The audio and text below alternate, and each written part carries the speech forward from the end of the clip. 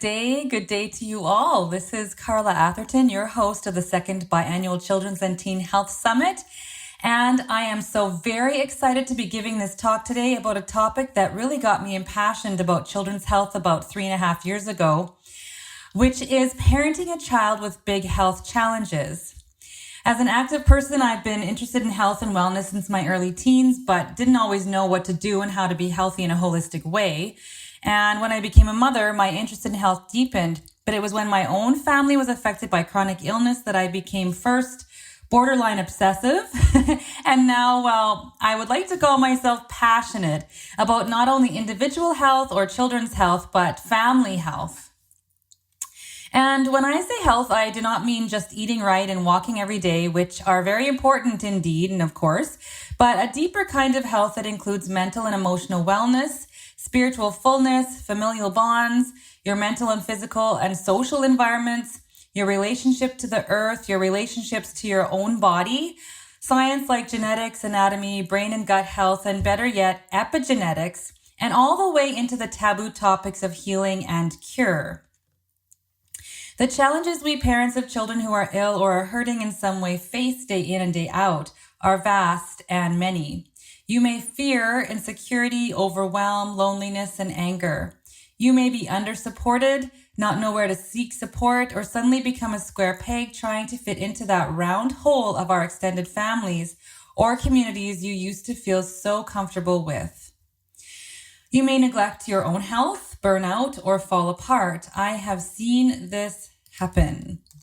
But this is not to say, woe is me, I have a sick kid. This is to say that these are all very natural experiences and part of our growth as parents, as human beings, to go through some of this or all of this.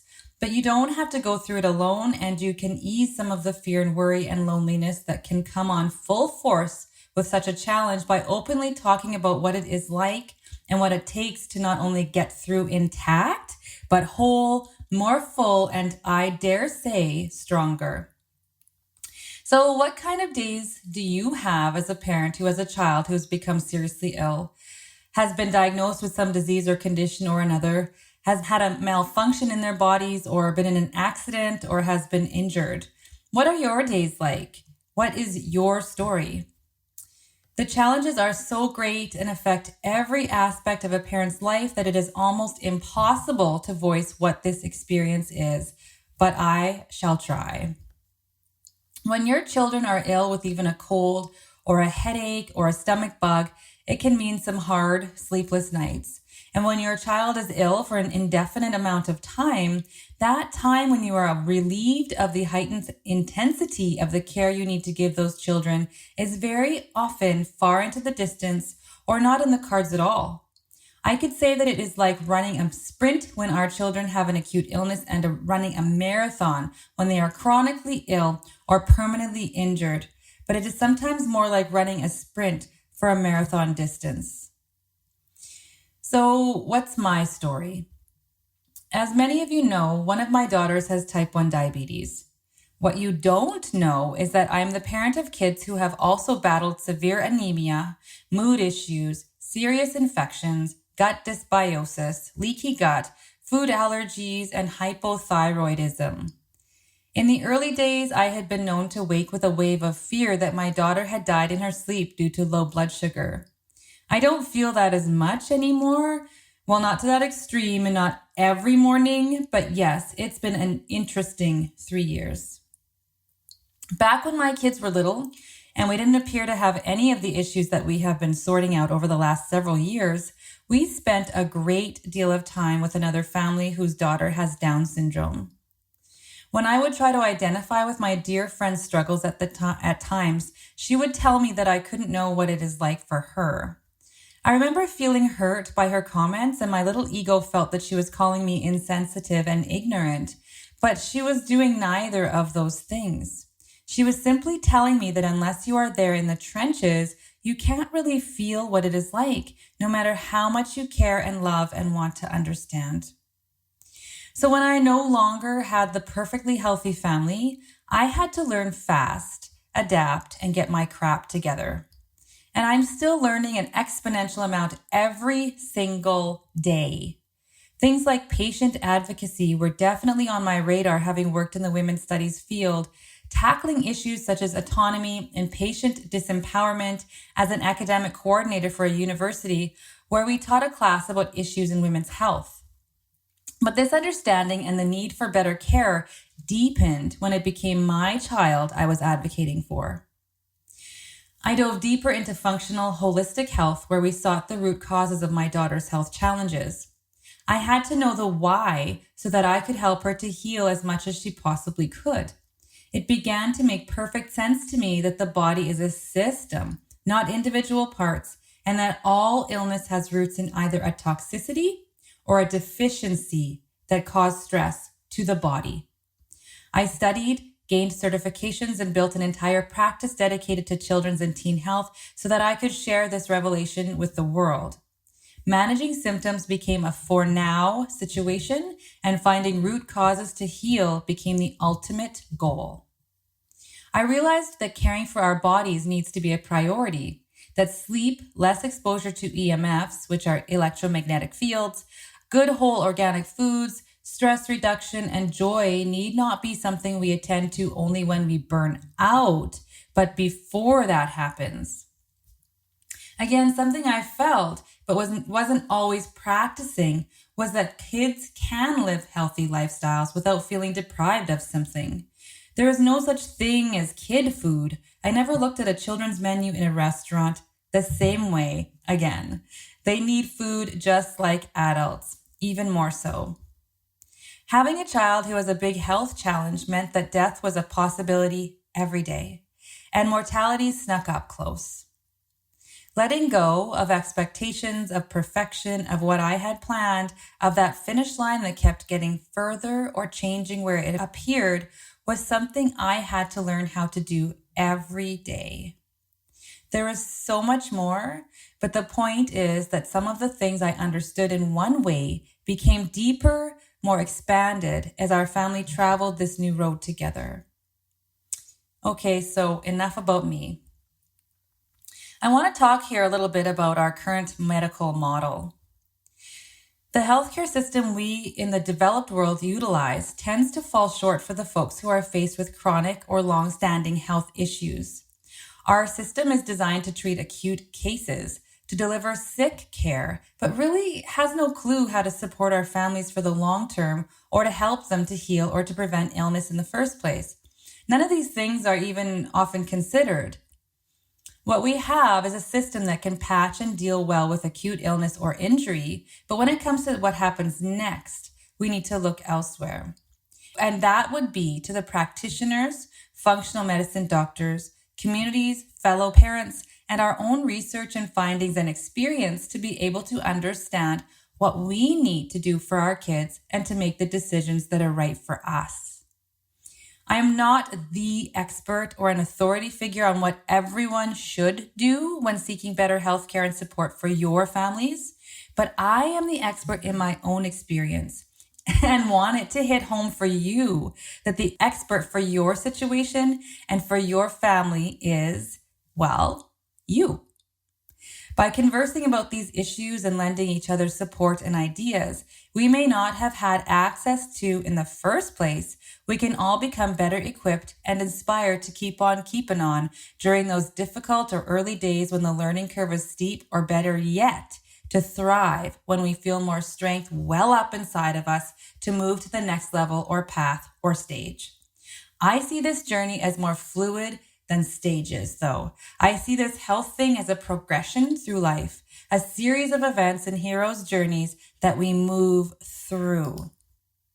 I can't and don't want to tell you what to do, but I can tell you what I have learned and hope that it is relevant to you. Okay, so now that you have a diagnosis or have been through a health crisis with your child, and the ball is rolling swiftly in an entirely different direction than you had planned for your life and the life of your precious child, what now?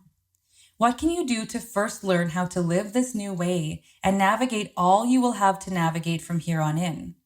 My answer to that question is a lot. So advocating for your child and navigating the system is the next issue I'd like to dive into here. Being an advocate for your child is probably not a new concept to you. After all, you are a parent. We all advocate for our children at their schools, amongst their communities and groups, in other social situations, in systems and facilities and programs. We do this every day. However, this position takes on a whole new meaning when our children are ill and when we need to address more serious and life-altering issues in a healthcare system and in communities that are only set up to deal with short-term support. Healthcare professionals are often only trained with the knowledge needed for short-term acute care. There is no time built into the system to investigate serious conditions or to get an accurate overall picture of the health of your children. And let's face it, there is not enough time in the day for every doctor to spend hours of research for each patient. Even our own social communities can only understand so much or accommodate people who have special healthcare needs to a certain extent. Where 15 minutes to check in with your doctor once per year was more than enough to send you and your children off packing with a smile and a lollipop, many people's experience turns to hours in various waiting rooms, toting a bag full of books and activities to keep from going nuts, waiting to be seen, and then sometimes even getting very few answers in the end. Please do not get me wrong, though. I completely respect and admire those in the healthcare field. Many of them are doing their very best, and some are stellar healers. My own daughter wouldn't be alive if it weren't for a particular group of doctors, nurses, and lab techs. My point is that we need everyone on this team, and everyone on the team needs to be heard. We can't solely rely on the system to do all we need to do for our children, because part of that team, and I would even say the quarterback of that team, is you, the parent. You decide who is on the team and what position they will play, period. Think about it. You are the one who knows your child best. You are there in the middle of the night. You know what they eat, how they interact, what makes them tick, what they love and what they don't like, when something is wrong or when something is working or going well. Now pair that with the healthcare professionals and supportive communities who bring all they know, their individual training, education, and their own experience to the table, all communicating for the good of your child. Here you would have one hell of a lineup. Sometimes in order to empower you and your children in this way, you will need to advocate more than you would if the stakes were not as high. Okay, so now that I've made it clear that I respect and I'm grateful for the work of the folks who work hard in the health field, here is where I part from the more polite and diplomatic approach to advocacy. Here is where my inner mama bear sits in on this conversation to tell you what she does to make sure that her children are cared for and their individual needs are respected. Becoming a health advocate for your child. Recognize that people are not always kind or generous in their treatment of your children due to personal and vocational burnout. Remember that healthcare professionals are human, so deserve understanding, but also make mistakes or are not always right in what they advise or how they behave.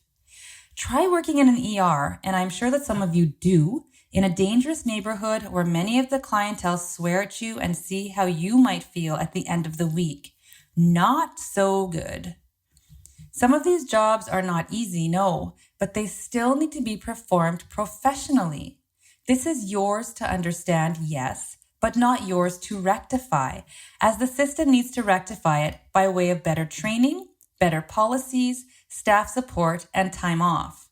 Even if staff members are not always interested or in a space to do their jobs well, you still deserve to ask for respect and be clear on what you need, even if it would be easier not to rock any boats. The more people who respectfully request better treatment and attention, the more healthcare professionals take note. Whenever I speak up, I not only improve my own child's situation, but that of every child who comes after us to see that particular professional. We are not only there to learn from the pros, but we also have a hell of a lot to teach them as well. And let me tell you, my favorite doctors are the ones who ask to borrow your books. Sometimes being a health advocate for your child means going against convention, whether it be conventional treatment or conventional ways of thinking. Conventional thoughts and treatments are believed to be effective because they have track records of efficacy. But sometimes there comes a time when we need innovation, new thoughts, and a different plan if you want to make change, to move beyond coping to healing. Sometimes convention is not what we need in a particular situation, or has not worked, or doesn't make sense for us to follow, or keeps us stuck with undesirable results. For example, staying ill with an illness that is healable. Sometimes we need to think outside the box to innovation. And isn't innovation and experimentation and exploration the whole premise behind science? The whole premise behind medicine? Never stop exploring. Which brings me to my next point, finding answers. I will be the first to admit that I am highly, annoyingly curious and question everything. I don't mean in a way that is oppositional, but that asks the question, why? What is the mechanism behind this? Does this make sense to me? Does this make sense for me? Always take in the thoughts and opinions of others in your life and on your healthcare team. Then dig further if you have not found the answers. Think for yourself and ask questions until you get those answers. You need to set aside hurt feelings if you want to remain a fearless parent. And keep advocating and doing what you need to do to find answers. If people get sick, or if you are sick of you, or don't know the answers, or don't have the time, then ask someone else. A hierarchical relationship between you and your healthcare professionals can cripple you. There should always be mutual respect. And when there is not, shop around for a new member of your team. This might not be an easy feat if there are a limited number of doctors in your area, but there are always options. Never get cowed down or afraid to ask questions because you feel the professional's time is too important. You are both important, and there are ways to be able to respect both of your time. Some things I find that work. Get the longest appointment you can get. Plan for the appointment by being organized with all of the questions you anticipate asking. Keep records of answers and lab results so you can investigate further on your own. Be clear on what their role is. Be clear on what they can deliver and what you expect.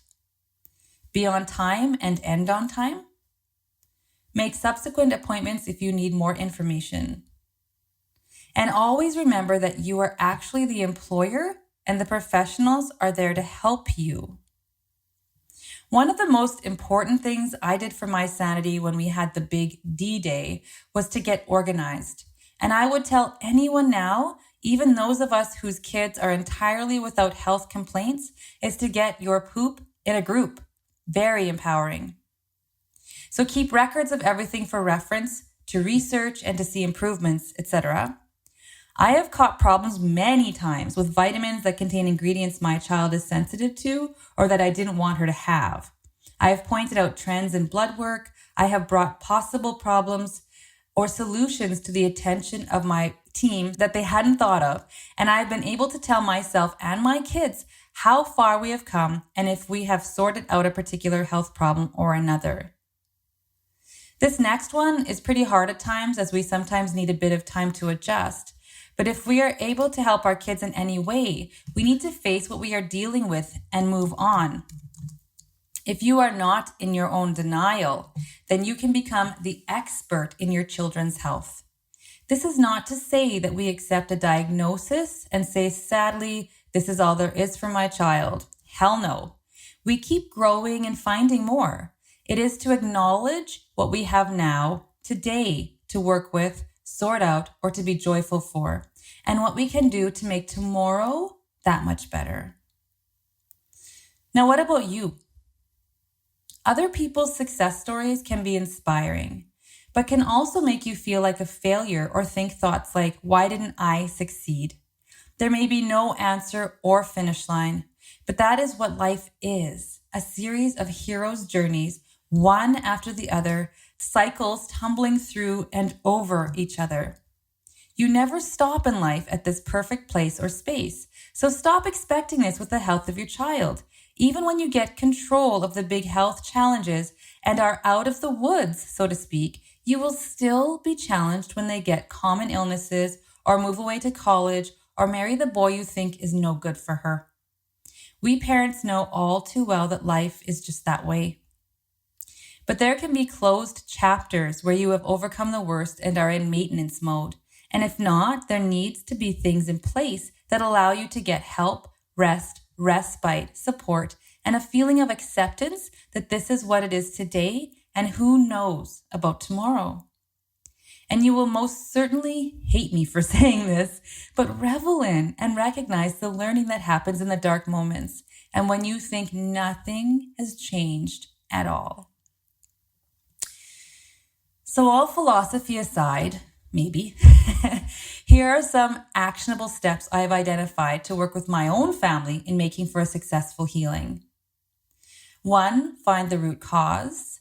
2, work with your kids. And 3, stay sane. First, let's define what I mean by a successful healing. A successful healing is where you are out of the woods and into maintenance mode, where you have either gotten a handle on the illness or healed it altogether. I believe we can do both for most things, but it takes a hell of a lot of work, dedication, and knowing what to do. So 1, finding the root cause. You need to know what caused the illness. We can be afraid to look at the root cause because we may have made decisions that contributed to our children's health challenges. We may determine that it might be our fault, and sometimes what we didn't know may indeed have been contributing factors. But so is chance, so is circumstance, so are the choices of others. We cannot and should not get stuck in this way of should have, could have thinking. I know that if I were to put myself through that, I would beat myself up over vaccinating my daughter as an infant, feeding her wheat, and not looking into the possibility of her having an infection earlier. But I didn't know then what I know now, and what I knew then was what I knew then, which was still a lot. There is only the future ahead, which we can anticipate but cannot predict. And what is most important is what we are experiencing today. The purpose of finding the root is not to blame yourself, but to be able to address and alleviate the cause and to know where to go from here. Self-blame only makes us unable to fix, move forward, and heal. 2, work with your kids. I say work with your kids, not against them or against their will. They need your guidance, but not your dominance over them, as you are teaching them to be responsible for their own bodies and well-being, and that they deserve the respect of others, including you. You are teaching them to respect their own bodies, to treat themselves well.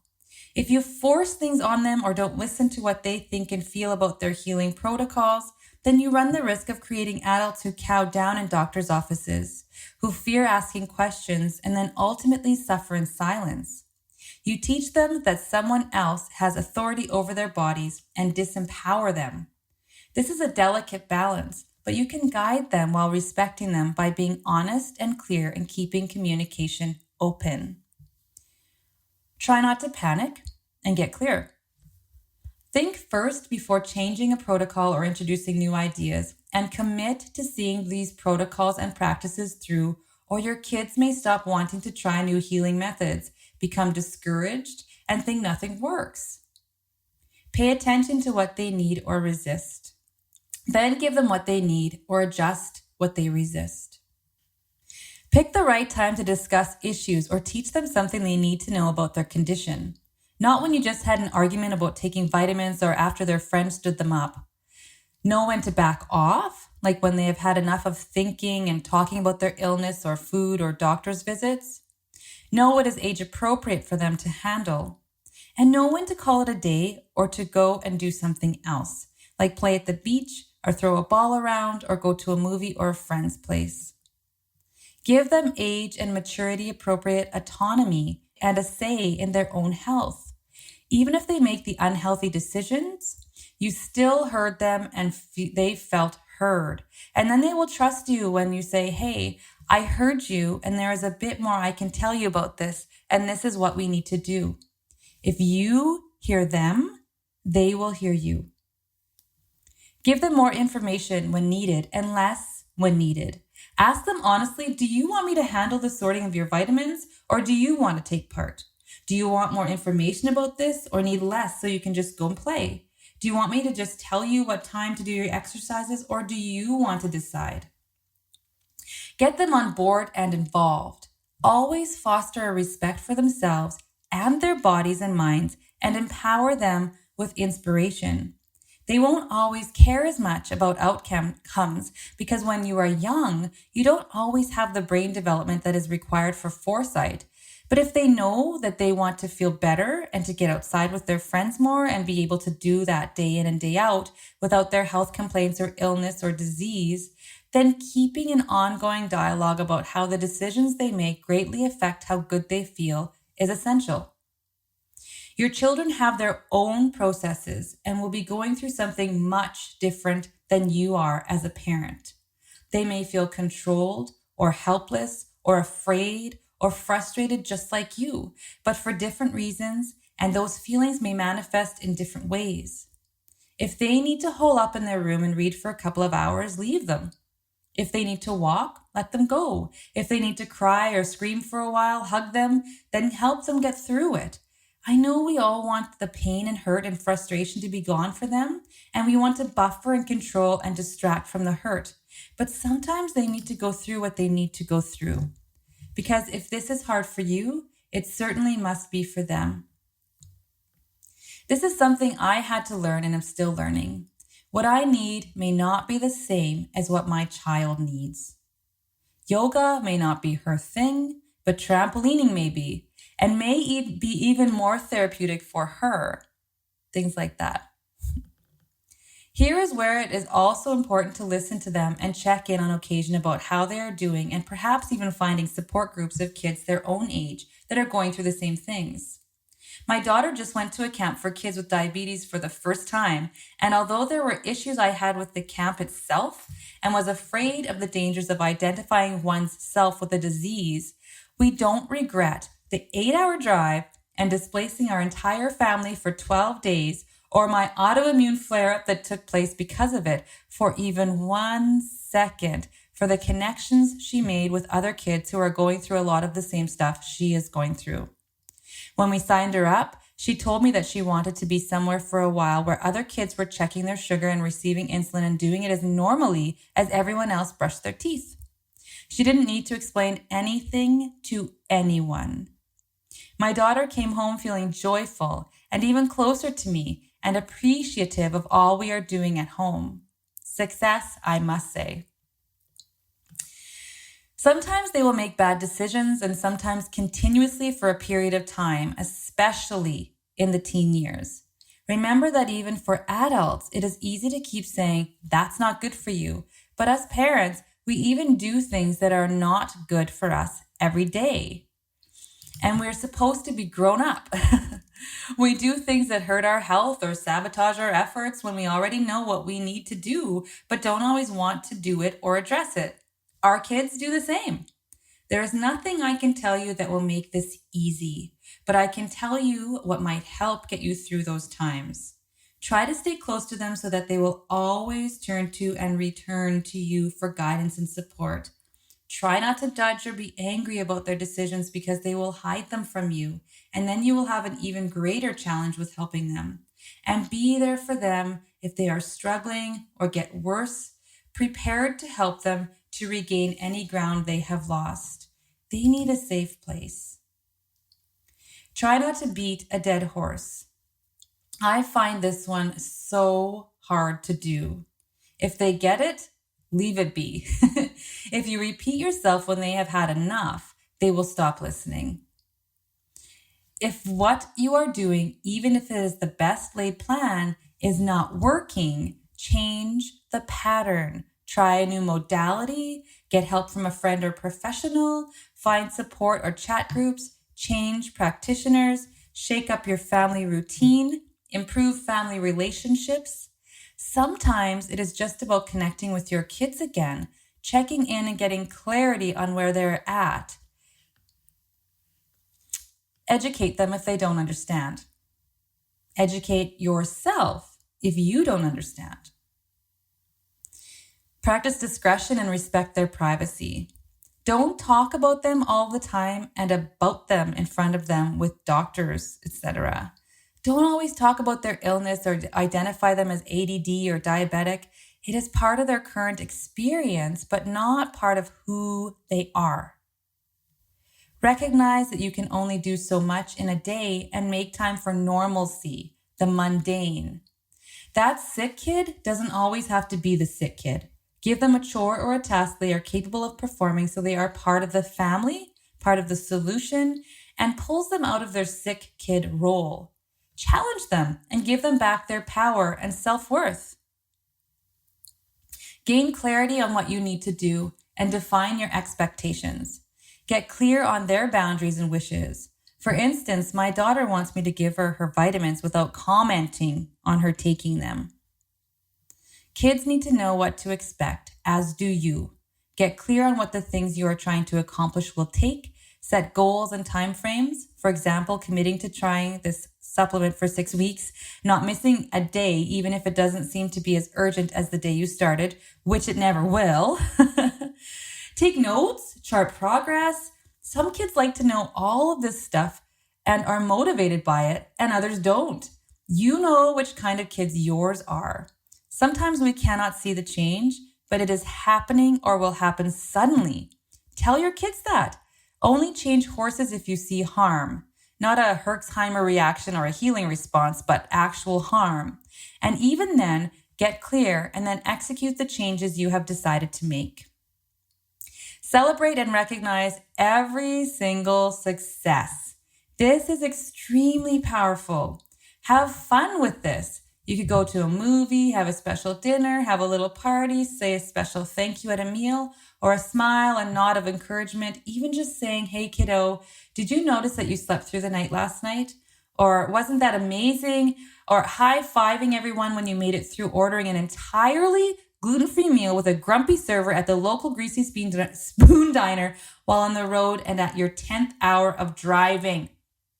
Foster a team spirit, a supportive family environment, and be proud of each other and your collective efforts. Focusing on every success takes the focus off of the overwhelm you can all feel when focusing on what we may think is left to come. Focus on joy. Focus on what you have. I don't want to end this section without briefly discussing extra challenges some of you may be facing. Healing and parenting children with big health issues is challenging to the 9th degree in the first place. Throw in a divorce or other stressful situations, and it can become more than we think we can bear. You may need to get very creative in how you approach healing protocols and routines and decision-making and therapies if you are divorced or if your partner is uncooperative. In these cases, you may need a mediator or some legal help. Unexpected life changes like death, moving, trouble at school and work can also put some roadblocks in your way and make for extra planning, support, and some adjustments to your routine or plans. If you continue doing what I have suggested above and other things you have found yourself to be helpful, you will get through. Your kids will get through. Having children other than your child who has health challenges puts another set of goodies on your plate. Dividing your time between your ill child and the other children can be very difficult and requires some planning and or spontaneous adjustments. Don't forget that your other kids need you just as much, and also let the other kids know that you are there, but the quality of time you spend with them might be more important than the quantity. You may even have other children who might have gotten ill with either something temporary or with a big challenge like their sibling. Often when one member is ill, others are too, due to a combination of shared genetics, exposures, lifestyle, and emotional, spiritual, and familial ties. Here it is doubly important to get more help or to just turn off the phone, call in sick from work, let the house go to hell with laundry piling up, and focus on your family and yourself for a while. Sometimes other family members or friends don't understand what you are going through or what you are needing to do when you're in the midst of a healing protocol. Some may question your routines, like getting to bed early, your food choices like avoiding gluten, or your protective measures like avoiding EMF exposure. Being in social situations like family gatherings and team sport potlucks can be difficult, especially when you are having to constantly explain why you are making the decisions you are making. Some folks will be confused and question your decisions. Some may be curious, and others may be insulted when you turn away that dish they made on the buffet table or that gift of cookies they made for your family. It is best to say thank you for the gift and cherish, but don't eat or use it, rather than turning it away. And when faced with choices at a family meal, just eat what you can or eat before you go, and then just say a polite no thank you to the rest. There is no need to explain everything all the time, as it becomes exhausting and turns the focus at gatherings from the social aspect to your problems. There are many ways you can handle these situations, but they will sometimes be very hard to manage, and these situations can be very stressful and can affect your relationships and your children's relationships with others. Suddenly, grandma cannot express her love for her grandchildren with cookies anymore. Understand that many other people and relationships can and will be affected by your child's health challenges, and the new decisions you are making are sometimes the catalyst for other people to question their own practices and habits, which can be intimidating for them. Just stay focused on what you are needing to do and resist making concessions that will sabotage your efforts just to fit in or make things more comfortable. There are other ways to make those situations more comfortable, such as communication and finding other things to do socially that are not so focused on whatever challenge you are trying to rectify. And talk to your kids about it when they need to talk about it or are feeling the strain. Addictions or mental health issues in the family are issues that can be most devastating and can really put the brakes on attaining the best health possible. Again, find the support you need to be able to make the best healing plans for your kids, and know that the healing of those other family members is essential as well, as they deeply affect the stress level and manifestation of illness for the rest of the family.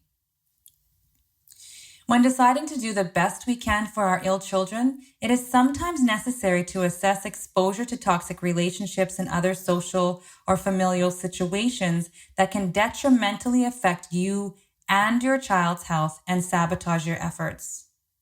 Emotions can run high for both you and your children, and some of you might be dealing with issues like serious familial discontent, children being angry with or blaming the parent, tantrums, hitting, and physical or verbal abuse, even from younger children who may be having serious troubles that either relate to their illness or are a direct symptom of their illness.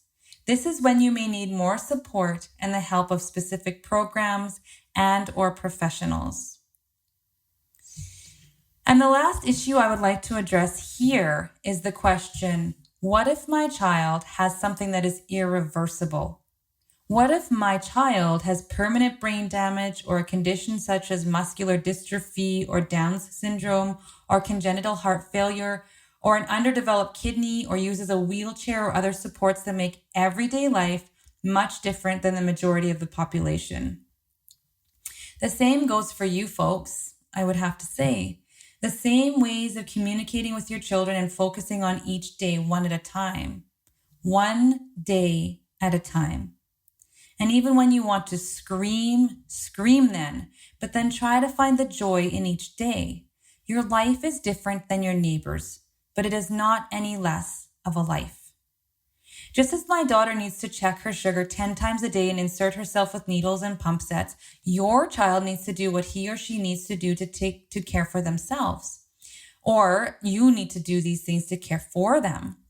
You have what you have. And to change your mindset about that is the most powerful way to really change your experience of what you have. Okay, so the third action is to stay sane. Easier said than done, some of you are telling me. First, I just must commend you, warrior parents and caregivers, caring for these kids. I know you would say, of course, I would never not do it. I love them and would do anything for them, as cliche as that may sound. But I am going to recognize you here. I want to stop and recognize what you and I handle and move through, whether it be with grace or with a bit of a mess in our wake. I say, yes, you are brave, and I commend you on your heart and determination and strength, but stoicism isn't always necessary or the only thing that needs to be acknowledged. So is the fear and the uncertainty and the loneliness and the alienation and how everything changes, including priorities, friendships, and interests, passions, life trajectory. I am going to recognize the darkness that can come with the challenges you parents face, the depression and anxiety and the days when you fall apart and drop the ball or don't want to do it anymore. Recognizing these things is not to say you are not strong or brave, but human, and even more deserving of recognition for all that you do day in and day out, caring for your children. And in order to be the best parent you can be for your kids, you must take care of yourself so you can handle all that is happening now and all that may lie ahead. You need to take care of yourself and strengthen yourself so that you can bring it when you need to. We fear a lot being parents with children battling illness. We fear that our kids can harm themselves if they make unhealthy decisions or if we make the wrong ones and potentially bring harm to them. It is easy to beat the crap out of yourself when your children have problems and blame yourself for what they are going through. But to become overwhelmed with blame and shame and frustration will lead to feelings of powerlessness. And when we are powerless, we cannot give strength to our kids. We can't do our jobs. So take care of the caregiver. This is essential. Get help when you need help. Rest when you need rest. Get respite for breaks, support, an ear to bend, seek acceptance, understanding, and soft places to land. You do not need to be alone, nor can you do it alone, nor should you.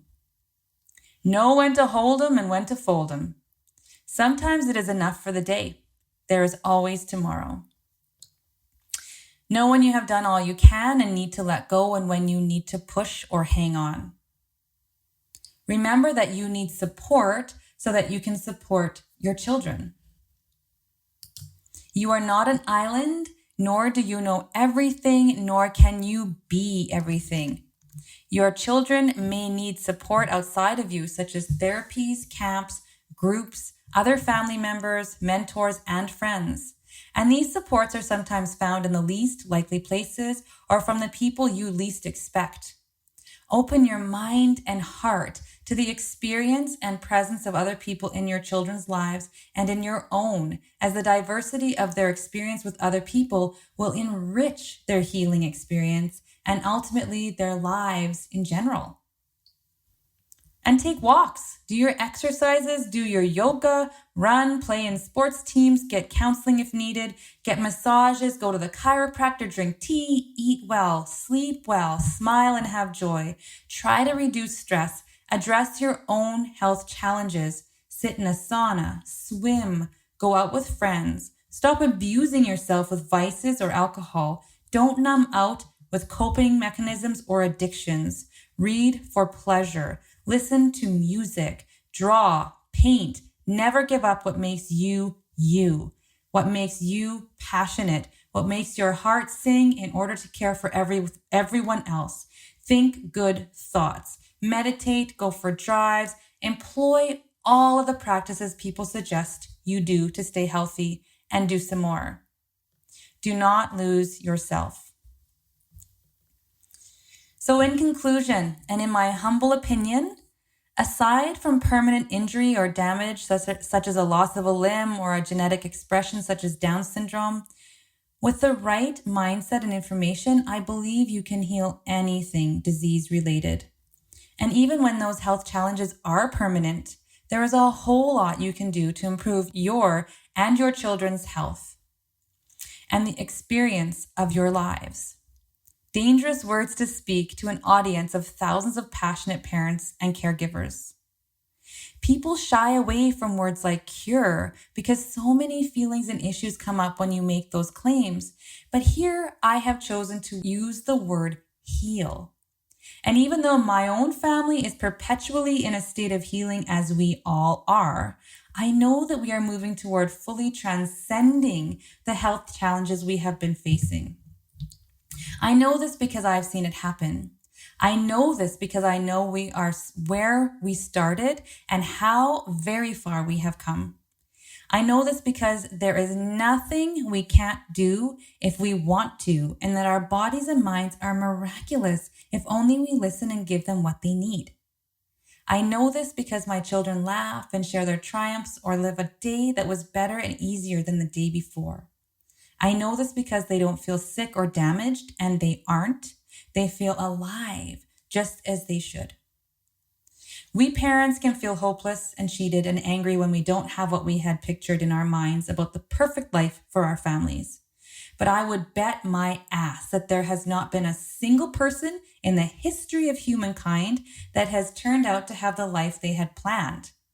They set goals and then adjust and allow the parts of the ride that turn and flip and dip. I said to my daughter the other day, either become at peace with what bothers you about yourself or your situation and move on to the next hero's journey, or change it. And as an empowered parent, you can do both for you and for your children.